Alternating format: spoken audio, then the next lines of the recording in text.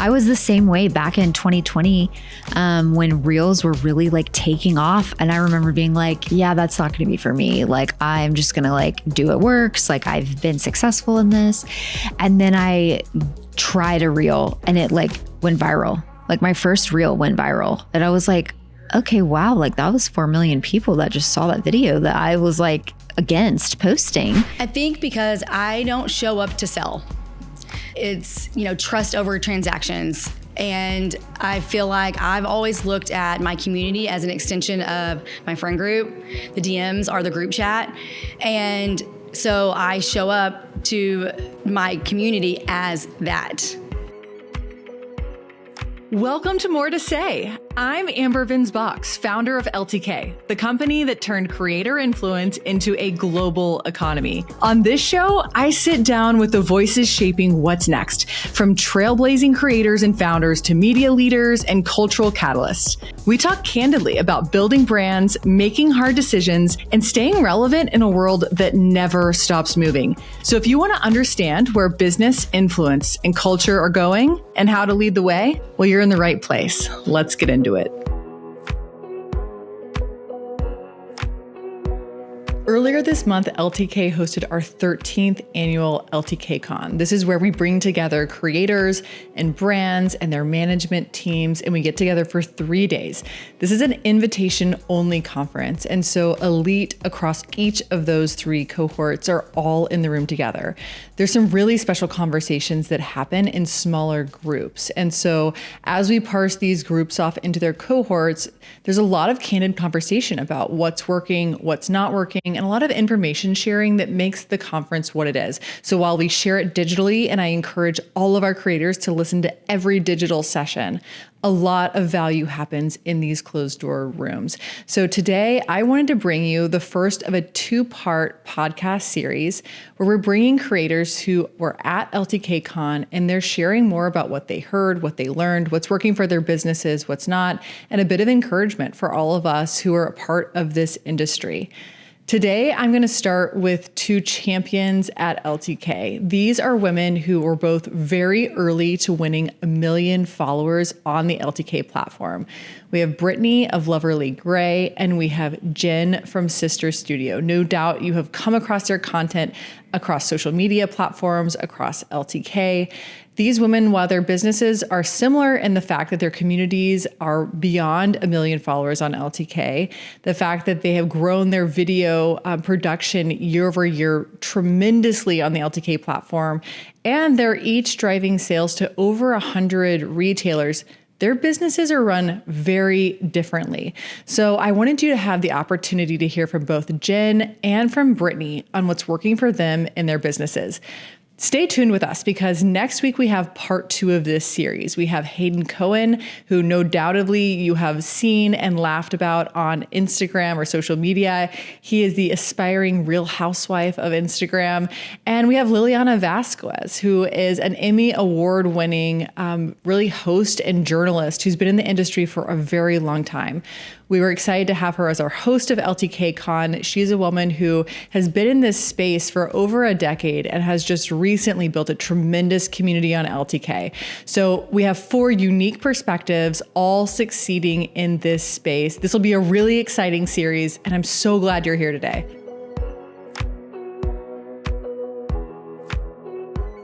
Okay, Brittany, this is day 1 of content. There's been a lot. We had main stage, we've had classrooms, we have special breakout sessions for cohorts of creators.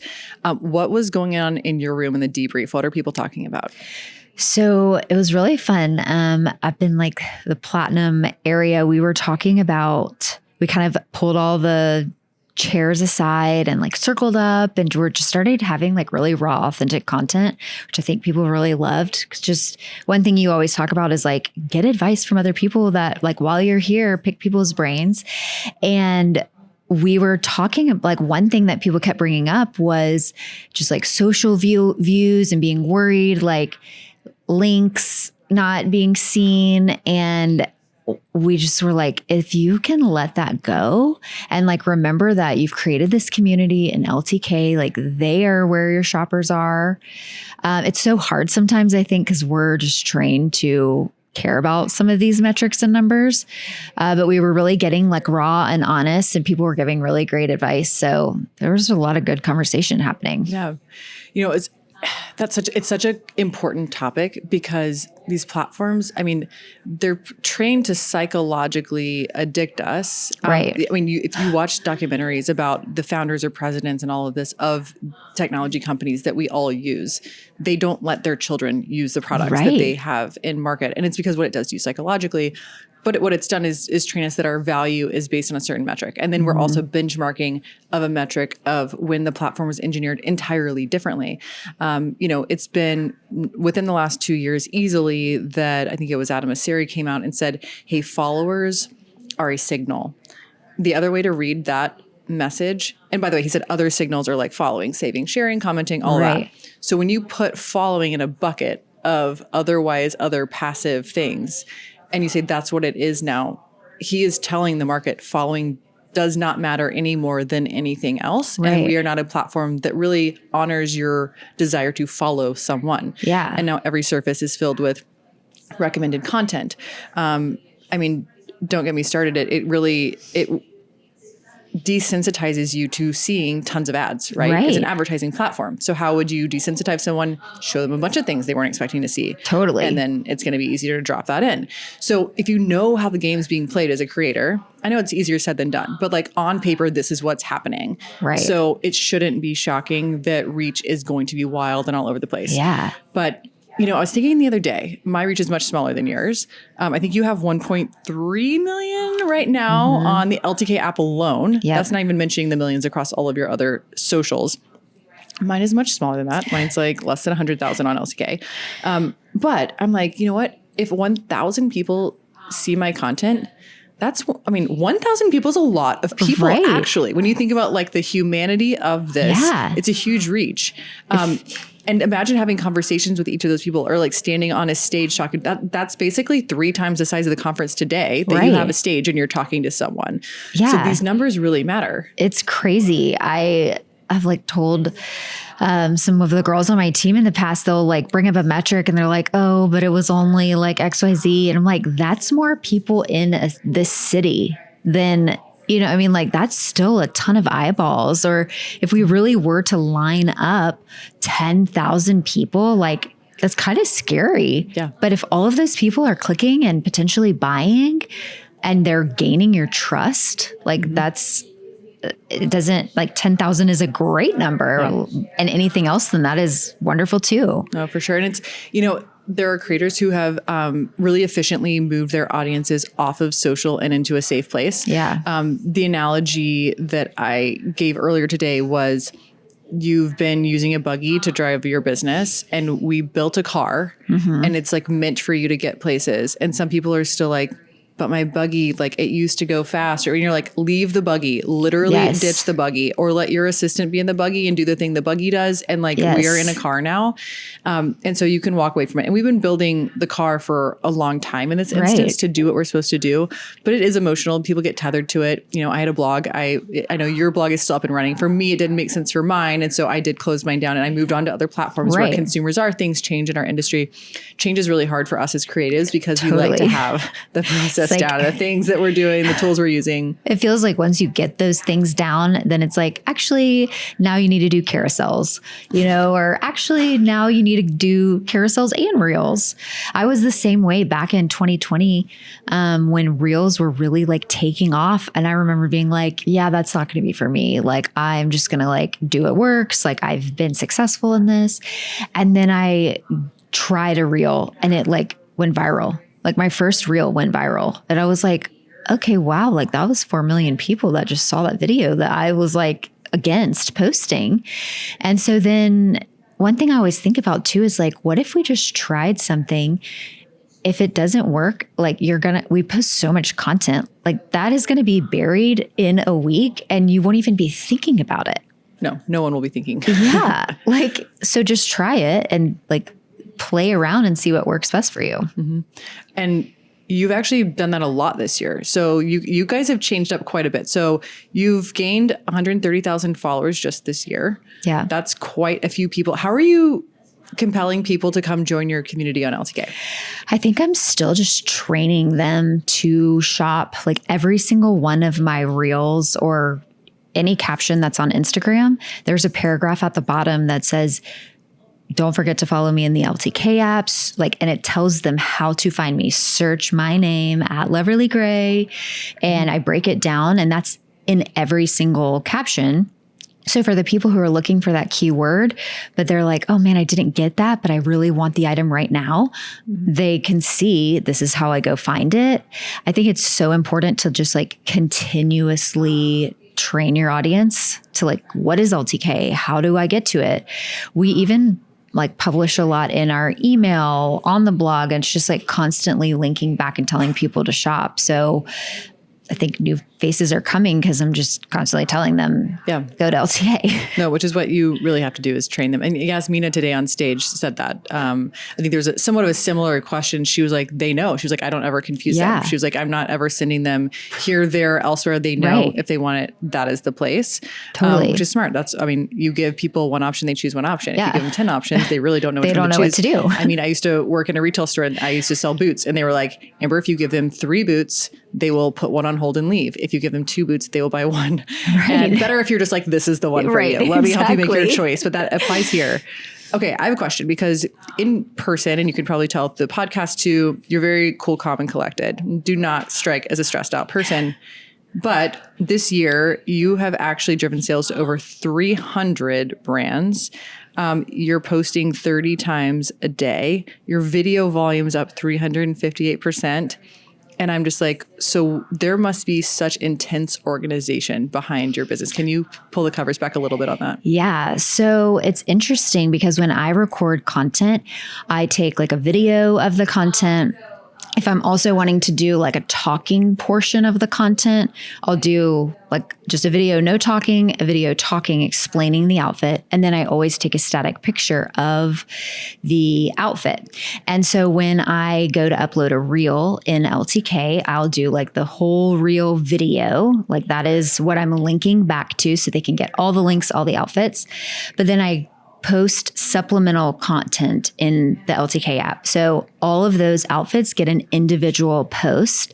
And for a long time, up until probably October of last year, or definitely by January when we met, I was posting the static image instead of one of those supplemental videos because I was using the video in LTK. Okay. So then most of my reels were a combination of 6 to 8 outfits. So that's 6 to 8 immediate videos that is getting added into LTK.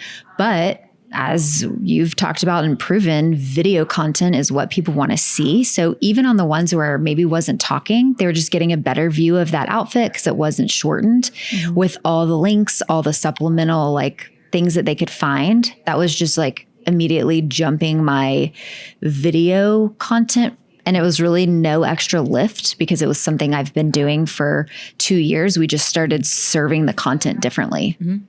300 brands, that's no joke. That's real curation. You're really scouring the internet and finding the best of stuff. Do you think that matters? I think it's interesting. There's always new brands popping up. I think there's a lot of places and retailers that sell the same thing. So let's say something is sold out at ShopBot, but it's fully stocked at Nordstrom, or it's fully stocked on the brand's website. Well, that's 3 different locations that are selling the same product.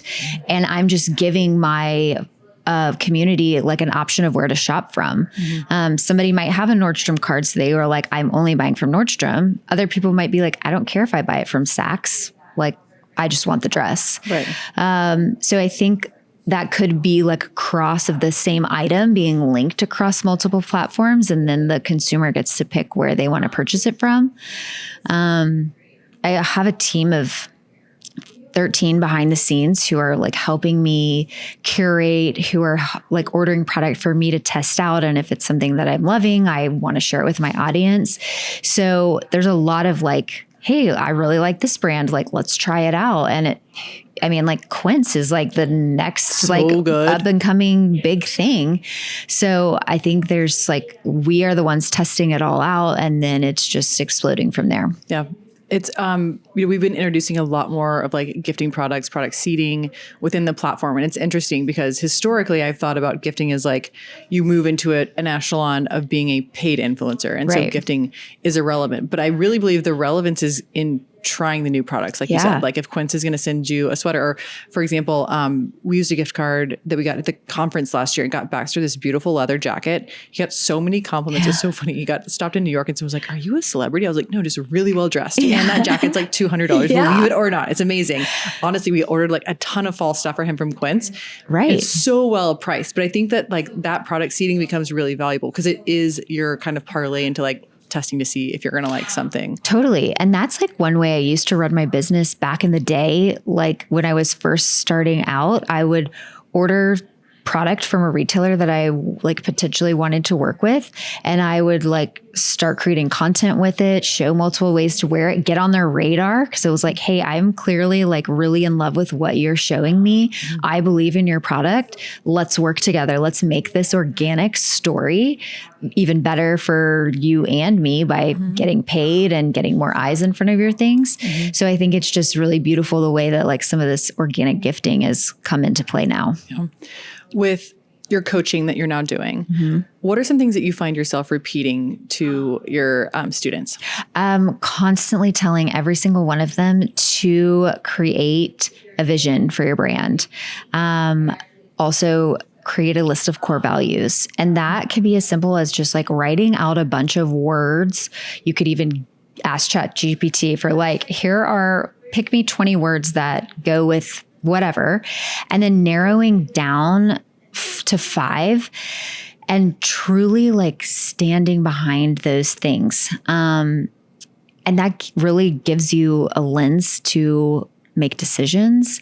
It helps you when you're like, I'm struggling. I like don't feel like I'm good enough in this industry. You have something to come back to. It reminds you of what your passion is. So that's definitely been like something that I think a lot of people don't do. But if you look at any company, there's a vision statement, there are core values, they have things that like they stand on. So why wouldn't we as entrepreneurs and small business owners have that as well? It can be so easy to be thrown by the wind, either because a platform is kind of compelling you to do something, or a brand is compelling you to do something, or you feel like, you know, your followers are pushing you in a certain way, and to have a core and that lens through which to see makes total sense.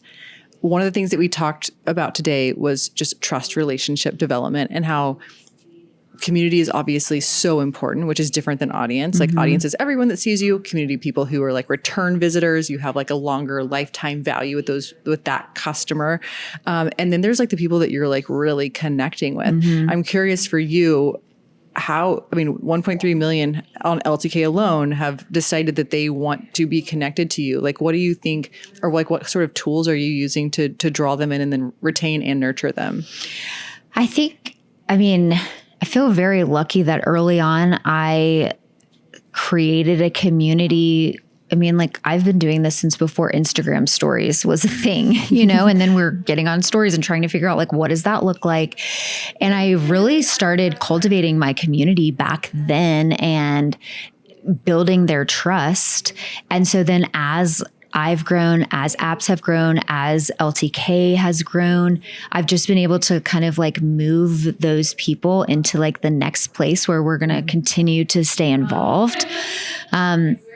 I have a podcast. I have a whole separate brand where I like talk a lot more openly about things that aren't just like fashion related. So it's kind of a little bit more behind the scenes of my life. And I go into a lot more detail there. So I feel like people who trust my shopping advice then come over to Life with Loverly and they're like, wait, I want to know a little bit more. Or, hey, I resonate with this. So now I'm like definitely going to trust whatever jeans she's selling because some other connection really made me trust her. Yes. So I think just really continuing to cultivate that community and like just being kind and like being authentic has been very successful for me. Yeah. And doing so consistently. What would you tell somebody are like 3 strategies if they're looking for like, I need to grow and I've been at the same audience size for years? Like, what are some things that they can do to try to grow? I would probably like look at what they're doing and being like, what about this are you super passionate about? Or what about this can like we leave behind? Is there something we could try differently? Let's try to work smarter and not harder here. So like maybe let's set up the way you're getting your content to like get a few more videos per outfit that you're trying on that we can then repurpose, or make sure we're putting a text overlay so people understand what they're watching. I would say also just like try it. What do you have to lose? Like if you're not growing and you're just like being consistent, what if you just try something new and it's like the thing that would have changed your life or could change your life? So I feel like those are probably where I would start. Yeah. Your business has gotten to a place that's beyond what most creators get to. And I'm curious for you now, what's top of mind for you as you think about the future of your business? It's funny. Chris and I talk about this all the time. I'm really passionate about mentoring and teaching others how to be successful. And I think the great thing about that is like, I'm teaching them things that worked for me. And I hope that they will learn ways that this could work for them, but there's no competition. It's like, you can be successful. I can be successful. There's billions of people in the world who are, somebody's seeing your content, they're not seeing mine, but what if you try these things that really work for you? So I definitely think continuing to lean into the mentorship and just continuing to expand from there. What is the last thing that you bought because another influencer recommended it? Oh man. Okay. Anna BR Style. She posted this like under eye, it's by Therabody. And it's like it's like a tool that cools or heats, and you like rub it under your eye like you would like ice or like a ice pack or whatever. But it also kind of like gets the lymphatic drainage out. You can like put it all over your face, but it's fascinating. I've seen her use it a few times, which is another thing. If you're like repurposing content the way that she was, I think it was the 4th time I saw it. And then I was like, you know what? It's on Prime sale, like whatever she was talking about. So great. I'm going to buy it and I'm going to try it because this is awesome. And it definitely worked on me. I need that. I sleep on my face, which is not a great move. And then my face was so puffy when I wake up. And every day I'm like, what do I do to depuff my eyelids? Like, you should try this like ice. It's by Therabody, which is like, I don't know if you know, like Theragun, and they've got like several products. I was surprised to hear that they had like a gel type product or something. It's like silver and it cools, and it just like, you just put it under your eyes and like massage it for 30 seconds. I need this. Yes. If you could rate anybody's closet, whose would it be? Oh man, that is a really great question. I feel like it would depend on my mood, because I follow several different creators and sometimes I get like so inspired, but like there's nothing crazy about their closet. You know, I mean, like I love an Island and Becky's beautiful, the way they curate their clothes. But then there's times where I'm like, I really want like something a little bit more edgy and funky. So I think it would really depend on like the mood I was in, or if I was going for a specific event. Yeah. You got a whole corral of people. Exactly. What's your favorite feature on the LTK app? Ooh, I mean, I would say like the first thing that comes to mind is the scheduling tool. We use that nonstop. Like if anything is ever not working with that, my team is like, what is happening? Like what scheduling tool? I also really love the pinning the most, you can do like 3 posts to the top of your LTK feed.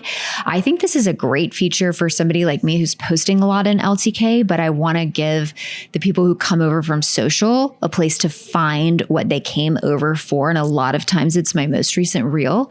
So we always have our last 3 reels or pieces of content posted up at the top. And then the collections is like a great, you can organize them like in so many different ways. And it's a really great resource if people are wanting to look for something specific. They can start there. Yes. I love to use those for either vacations or like categories. It's like all the cowboy boots I have and you can see me wear them. Or I went on vacation this summer. Like here is the entire vacation. Here's all the looks. You can flip through them. So true. It's so good. Well, Brittany, thank you so much for your advice and your guidance. It's a joy to get to follow you. Almost everyone, when I'm like, okay, it's LTK season, they're like, will Brittany be there? I'm like, she will be there. It's awesome. So the world knows and loves you. And it's a pleasure to get to thank you. Have you share your wisdom with us here on More to Say. Happy to do it. Thank you. So Jen, I've been so excited to have you on More to Say for so many reasons. One is you were one of the first creators to have over 1 million followers on LTK. And I want to totally unpack that. Your customer centricity, how you attract and connect with people. I also remember along your journey, at one point, you even getting a vacation home, at least for a period of time, for your followers and inviting them in. And you've just always had this like servant's heart within your content. And I'm excited today to just like unpack and explore that, because it has been this very unique recipe for success that I hope is a model the rest of us can follow. Thank you. I'm super happy to be here. So thank you for having me. Yeah. Okay. Why is it the sister studio? Well, I'm one of 3 girls, or 4 actually, but when I used to have an Etsy shop with my sister, and we were like selling things and trying to side hustle, and it was called the Sister Studio. What'd you sell? Oh, coffee mugs, stationery, party supplies, like anything. If somebody wanted it, we were finding a way to make it. I love it. And then finally she was like, I don't like people. So she was like, I'm out. She's out. And I was like so in it. And I was like, well, I'm just going to keep this forever. And so it was just kind of like a nod to like my sisters and sisterhood and friendship. And I was like, I'm just going to keep it. Which now it makes 0 sense, but I just never let it go. And that's the story. It's pretty simple, but every platform that I've seen you be on, you are just magnetic, and you didn't have any sort of like injection of like, oh, you're like a movie star, or you had some moment of fame, right? Like you have truly built this as just a real human. I'm curious what you think it is that's the catalyst that just makes you a magnetic force on these platforms that you join. I think about it sometimes when let's think about women in general who have a lot of, I don't know, you say following or whatever, but it's kind of like, not to say that I'm this, please no. But you think of like back in the day for my mom was like the Oprah effect. Mm-hmm. We were watching every day at 4 p.m., or the Taylor Swift effect. These aren't women who are supermodels. These aren't women who their whole goal is to be gorgeous. It's like, how can they make their customers or audience or whoever feel seen? How can I connect with them? And they have this ability of making someone feel like seen where they are, wherever they are in life. And I feel like I've tried to be that, where it's not about what's all out here. It's just making whoever's tuning in or choosing to show up that to know that like, hey, like I'm human too, you're human, we can be friends, or, just making people feel seen it's just real important to me. Are there like, how would you say that pulls through? So if someone's listening and they have not followed your content or seen it, like what would be like little sparks of that we would notice in your content that makes people feel like acknowledged? I think because I don't show up to sell. Mm-hmm. So it's trust over transactions. And I feel like I've always looked at my community as an extension of my friend group. The DMs are the group chat. And so I show up to my community as that. My mother's watching my grandmother, my girlfriends. And so I just like, that's who I'm envisioning when I'm on. It's like the friends, mm-hmm. the girlfriends, the gal pals. And so I feel like that, it's just, I am who I am, and I'm not for everyone, but I don't try to be anything but that. And I'm not showing up to sell you something. I think it's an added bonus that I share things that I love, and, and that's great, but that's not the soul of my page. On stage today at LTK Con, there were several creators that mentioned talking to their audience like their best friend. And someone had asked a question of, if you're not someone who likes video, and I know you personally actually have increased your video on LTK a ton this year. I think it's up almost 70% year over year.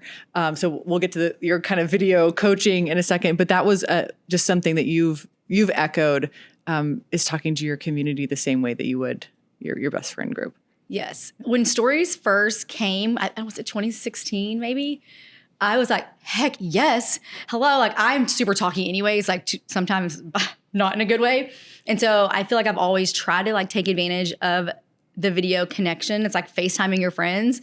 So I really like that. I feel like sometimes we get in our head where you feel like you have to show up as your best self, and that is not the case. So mm-hmm. I look atrocious a lot of times. I just took my kids to school. I have like all the masking on my face, but you're talking to women and they don't care. And mm-hmm. so sometimes just showing up as who you are, like the rawness or whatever, that is where people really like hone in. Like, okay, like I like this girl. She's a mom like me and she's on the struggle bus today. Yes. So what period was it when the Etsy shop and your sister decides she's not going to be a part of that anymore? And you're like, I'm going to be a creator. I'm going to transition from merchant to creator. So I started just posting kind of like, whether it be outfits or products and randomly talking. And then people were just like, I need to know where this is from. I need to know where this is from.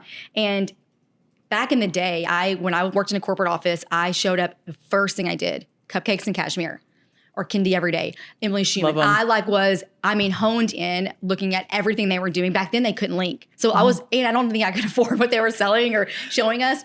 But I was so enthralled. So I was very in tune with the blogging world and I followed several and I was like all into it.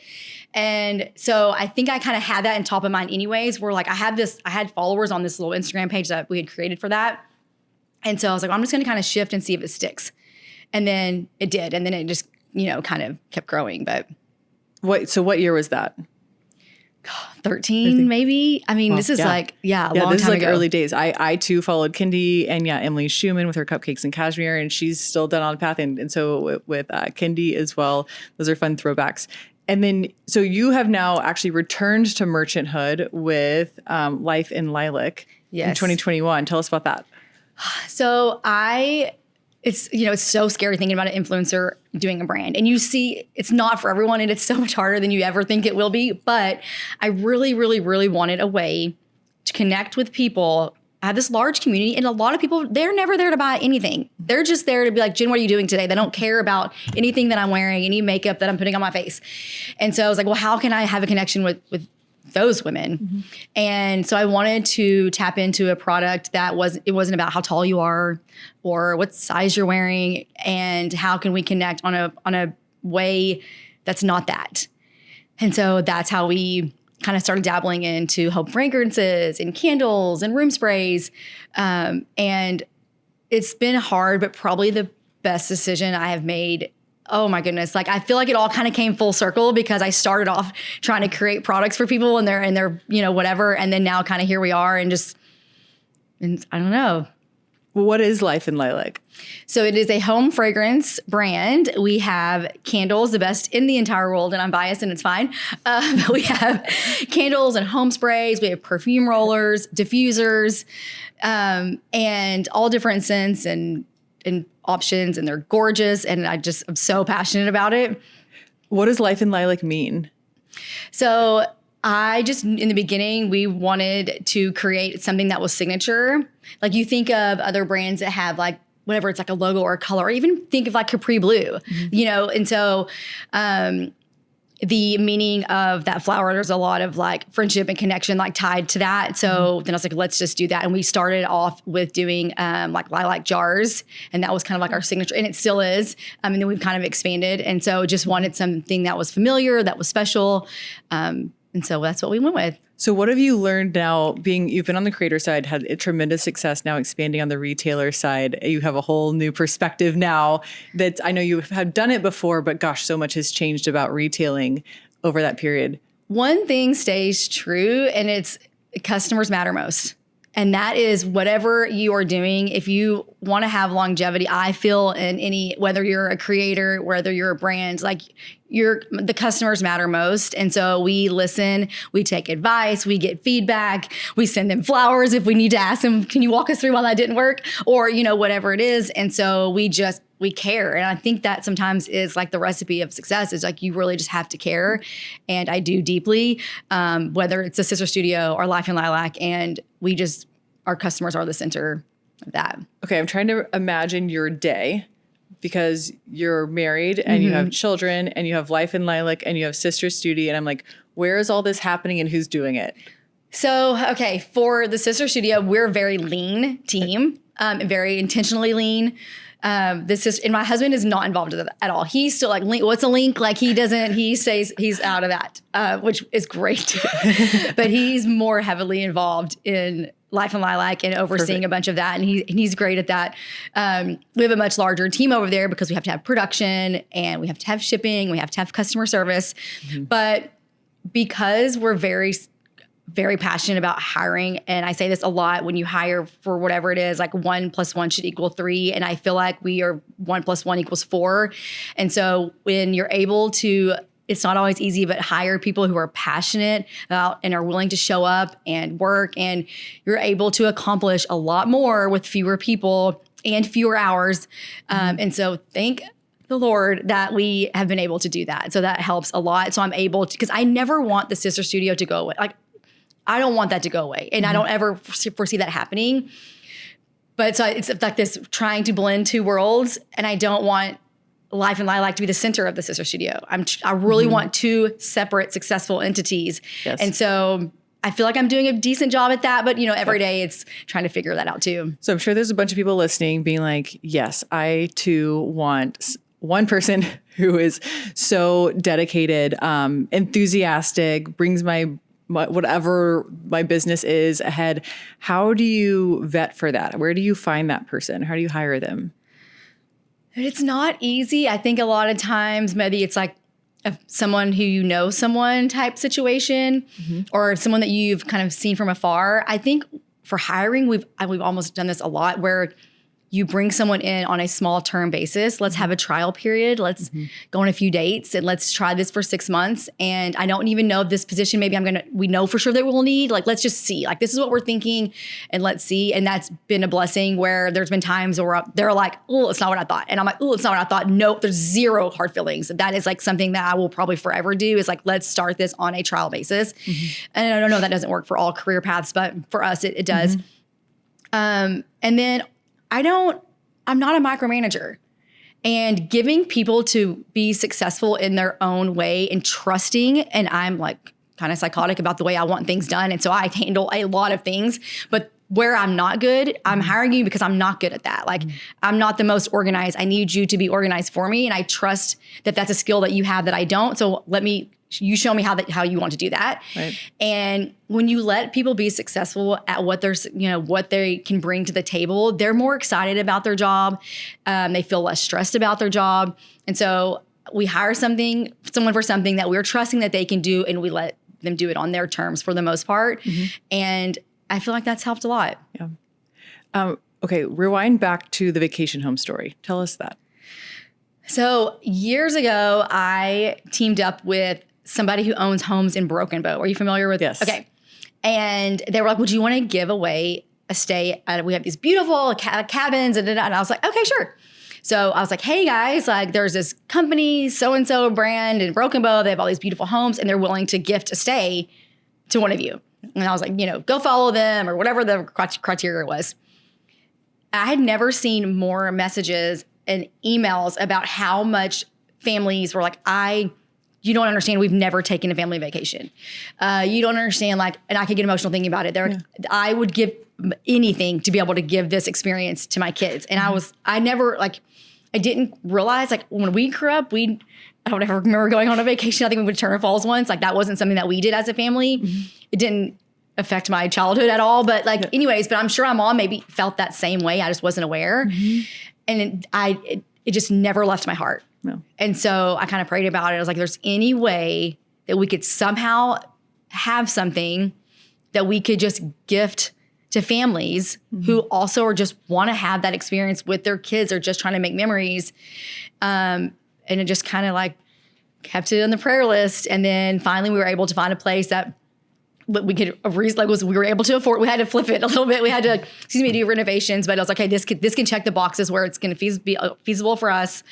And we think we can turn it into something beautiful. And we have families go every single month, several. That's another thing that's been a lot. My husband really oversees that, but the joy and the pictures they send when they're there, and they're like so excited, and the nice messages. So I don't know. I feel grateful that we've been able to do that. It's incredible. Honestly, I had never heard of anyone doing anything like that ever before. And I remember when the team was like, do you know what Jen's doing?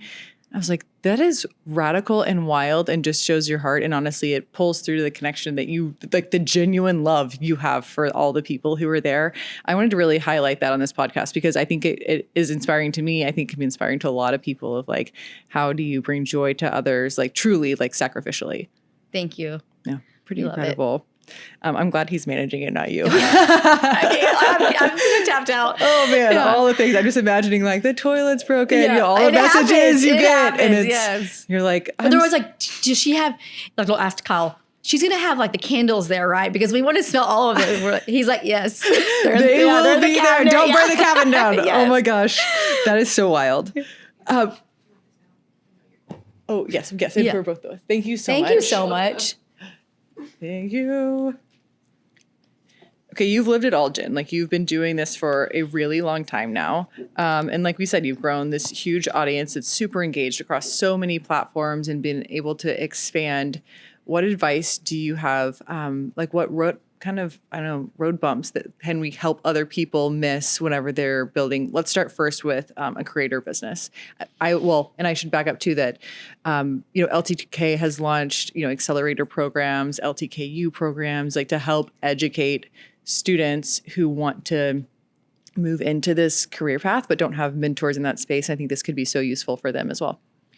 I really think that, slow and steady wins the race. You don't have to just jump right in, just think about your life and sharing it in a way that feels authentic to you. And then it's easy, right? When you're sharing and talking about things in your community that you genuinely care about or like genuinely exciting to you, whatever that is, it makes it a little bit easier to step into. I think working smarter and not harder seems obvious, but a lot of people don't really realize to do that.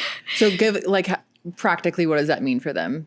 So I'm very data driven, as you know, and I think a lot of that stems from when I first tried to make this full time. I had quit my corporate job. My husband was working 4 jobs, and he's like, I cannot believe you're quitting that job. And no one works harder than somebody who's trying to prove a point. And I needed to make this work. That's so true, by the way. Yeah. And so I was like, I needed to look at I'm sharing things, what is working. And so I got really diligent about checking any information I had that would show me the success of anything or the lack of that, to get really strategic and making sure I'm showing up with things that would be of value. And so ask your audience, whether if you have 5 people following you, just ask them, talk to them and see and make sure you are just being smart with what you're sharing. And then when you see what's working, try to, turn the dial a little bit. Yep. The start, stop, continue. You could have that if you're starting out. That could be even call it a monthly thing. It could be weekly, depending on how much content you're putting out and reflecting on. Was just like, what is working? What do we need to stop doing? Because it's nice to take things off the plate, especially if they're not high value. Like that's one of the most rewarding things you can do. And by the way, I'll just mention, we do this, I'm doing this annually. I need to do it probably more than that, but I can say I for sure at least do it annually. No, it's quarterly. I'll call it quarterly.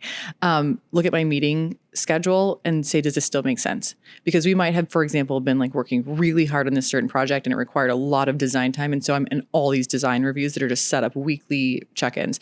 And it's like, if we've moved to something else, maybe I don't need those. Or like, hey, this all leadership meeting that has been historically 2 hours every week, whatever, like, are those still valuable to us? Is that like the group that makes sense? And so we do reset and peel things off because the calendar can be a killer. The other thing is I put everything on Google Calendar and then color code it so you can see very easily where you're spending your time. That. Oh man, that can be very convicting. Yeah, very, very. And then I would say just to be you, there's hundreds and thousands of creators and it's growing rapidly. There's hundreds of millions of people in the world, but the one thing that people can't be is you. So that is your secret sauce. That is your secret power. And so I think sometimes it's easy in life, whether you're a creator or you're a mom or you're in high school, it's so easy to look around and really want to kind of be somebody else that you maybe admire or whatnot. But at the end of the day, your you-ness, that is, your secret sauce. And so I think as a creator, just remembering everything about this career is so much easier if you just be who you are and do what is exciting to you. And so I think it's like you figure that out and then you got to be smart though. You got to check the information that's in front of you so you can, work smart. But like you say, like y'all have like a little cheat sheet. I do feel like there are things like the core, the roots of this type of industry that kind of can help anyone start to soar, and then you kind of you figure out your own way. But yeah. How do you guys think about, like, are you committing to a certain content volume or certain content types, or is there like, this is the standard for us, how we operate? So that kind of ebbs and flows. So sometimes we will do, let's say it's like we want to try to post X amount of days, let's say, or X amount of times, excuse me, in let's say LTK app. Okay. Let's say like we want to like, sometimes that goal is great because it's forcing me to be creative. Like, what is something creative that like I could speak about today? But then there's sometimes where I feel like if it's getting forceful, then let's dial that down, because now I'm getting on and I don't never want to force something. So it's finding a sweet spot. Goals are so important. I mean, it doesn't matter what you do. Like, goals, obviously, they will help keep you motivated, and it's exciting to hit those and feel rewarded. So we do content goals, more so like number goals of like, how has the success of the business been as a whole, and then we like reflect on those and set higher goals for that. But for sure. What has changed about the way that you're either creating or the type of content that you're putting out now versus even, say, 2 years ago? Well, when Reels came about, I got so comfortable in stories. It's interesting. The day that stories launched, I was in it. The day that Swipe Up started, I was in it, like in Instagram. The day that Reels came, I was like, oh, I was like, oh my goodness. Like, and the older I get, I suck at change. Like, I get so set in my ways. And that's the hard thing about this industry. It's changing. And usually the person who's at the forefront of the change will see success. And I know that for a fact, because I've lived that. I did that before with previous changes within Instagram. And so Reels came about, and it took me a little bit to be like, okay, am I getting dressed? Am I dancing around? Am I being funny? Am I just an idiot? Like, what's happening here? And it was like, you have to go back to the beginning and just rip the Band-Aid off and just know it's not that serious. And the good thing about Instagram is you can archive. And I have archived things like that fell so flat. So we're going to go ahead and hit the archive button on that. Let's regroup. But is there someone on your team that helps you either like identify trends or like the types of content you're going to create, or it's you and it's what's in your head? It's a lot of me just because I'm the creative, right? So a lot of, the members on the team, that's not necessarily their strong suit, but they're very good. If I'm like this or this, what seems more fitting for me, they're like that. And they are good. And I will say, when it comes to like trying to find how to stay like with changes, like how do you stay inspired and, whatever, you check your For You page. But I ask my friends, like, what are things that you're seeing on social that you're really into right now? And so sometimes, rather than like really watching other creators, because then it's like, I won't even get off the couch because I get so like sucked in and then I get in my head. I'll ask my friends or, my sisters, like, what are y'all watching that you're really enjoying? And then I'm like, okay, I hadn't even seen that. Well, let me try to do that then. Yes. So. No, it's helpful. It's the real world stuff that's going on. Lately, I feel like food. I've been seeing a lot more like food in content or food. A lot of content food. About even food. In branding, it's like the food with the lip gloss. Everything's food. Everything's food. Last night at the Quinn's party here, I mean, they had like perfumes and cherries, and they had like sunglasses and like broken up cheese, and like they were serving up like there was a cashmere bar, and it was like little croissant little packs, but it had a what do you call it, like the little cute cashmere hat. I mean, it was adorable. That is trending, even especially like in like the fragrance world too. That's what's trending, is doing like the visual with food. Yes, it's fun. It's relatable. Okay, as things are evolving and expanding with you guys, I guess what's top of mind right now for you guys in business? I feel like, and this is not going to be a very exciting answer, but it's more so really trying to meet my community where they are and really turn the dial on the connection. And I say that because, I want to be here for the end game, right? I want to do this for a long time. I really, really enjoy it. But what I've realized is the stronger the connection is with your community, the more life you can live outside of that community. And what I mean is, if I need to take a minute off, if I need to go on vacation with my family, if I need to fill my cup internally, if I have a connection there and I take a pause, then I can feel confident that they'll come back. If that connection is not there, you are a workhorse and you become a slave to your job. And because they don't care. And I mean, there's same with people who I follow on social. Like, I may tap in every once in a while, but there are people when they're not on, I'm like, oh, I can't wait for them to come back. Like, I miss them. And so I really want to focus on that just so also because it helps me in my personal life too, to be able to be like, okay, we have a good community going on here. We're all in a good place. If I tell them like, hey, my kids are in sports this weekend, I'll see you on Monday. They're like, Jen, enjoy your time. And that helps a lot. And so I'm really, that's kind of like a really big focus right now. One of the first reasons that we built LTK as a consumer property was the retention piece. Because it's, I call it meet and keep. You're meeting all these people on social, but the rules on social have changed. So how do you then keep them so you're not having to re-win followers every single time as you're describing? You have retained over 1 million followers on LTK. And I'm just curious, how was it that you compelled people to come find and meet you and keep you in this new place? I think with LTK, people are... I can't think of the right adjective, but they will find you. So a lot of times it would be the not linking of things that people would be like, I know she talks about this dang LTK, and I bet that's where it is. And so I feel like a lot of times when I'm sharing things throughout the day that aren't links, like I'm just talking all day and I haven't shared anything, I'll see an uptick because people are like, she didn't share what that shirt she was wearing. And I bet, they're like, okay, fine, let me go. They're resourceful. Yes. And obviously like I've talked about it and I share about it. I need to share honestly about the app more frequently because I love it so much. We have tens of thousands of people joining your LTK every single month. It's crazy. They're finding you, Jen. It's crazy. Okay, let's see. That's amazing. We'll trim that up, guys. Sorry, I got a little off track because I'm just like, it's wild.